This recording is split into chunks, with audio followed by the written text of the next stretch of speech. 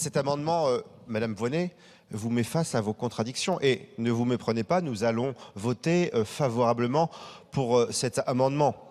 Cet amendement dit qu'il faut, dans chaque établissement scolaire, un point de restauration. Il faut effectivement que les enfants mahorais puissent manger correctement à la cantine, ou en tout cas avoir une collation digne de ce nom. Parce que la réalité, c'est qu'aujourd'hui, les enfants mahorais ne vont pas à la cantine pour plusieurs raisons. La première, c'est qu'ils ont école ou bien le matin ou bien l'après-midi, qu'ils n'ont droit qu'à une collation. Je l'ai vu quand je suis allé en mission parlementaire à Mayotte en septembre dernier. C'est une vache qui rit et un jus de fruits ultra sucré. C'est aussi parce que les collectivités locales n'ont plus les moyens de mettre des aliments de bonne qualité parce que les enfants sont trop nombreux.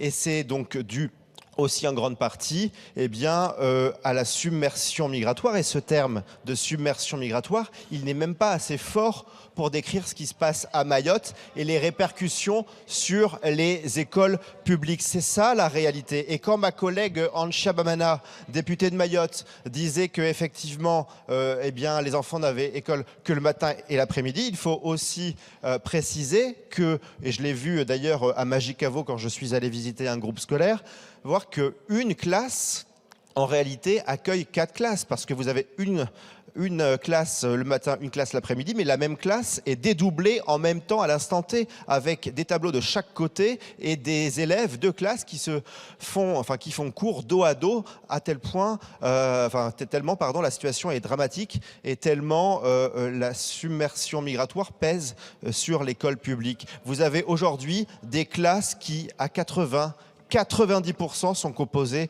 d'enfants en situation irrégulière. C'est dramatique à tel point que même des Mahorais n'arrivent plus à avoir de place pour leurs enfants alors qu'eux sont en situation régulière puisqu'ils sont français et à tel point que les enfants n'apprennent plus rien à l'école. Moi j'ai vu des instituteurs me dire eux-mêmes, ici on n'apprend rien, ici on fait réciter par cœur aux enfants parce que la situation est telle qu'on n'arrive pas à enseigner dignement. Monsieur Pilaty.